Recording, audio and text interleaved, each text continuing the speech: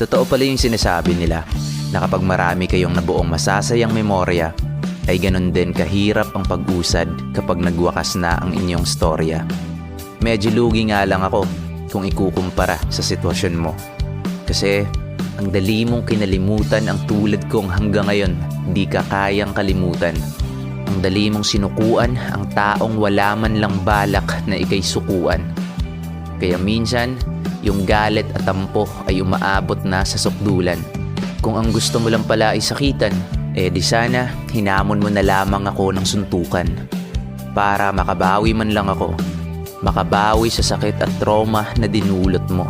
Pero sana huwag mong mamasamain ang tinta na pumapatak ngayon sa aking pluma. Sapagkat masasayang alaala natin ay di yun naluluma at sariwa pa rin sa aking memorya. Kaya sa mga lugar at pasyalan natin dati, palagi pa rin akong pumupunta.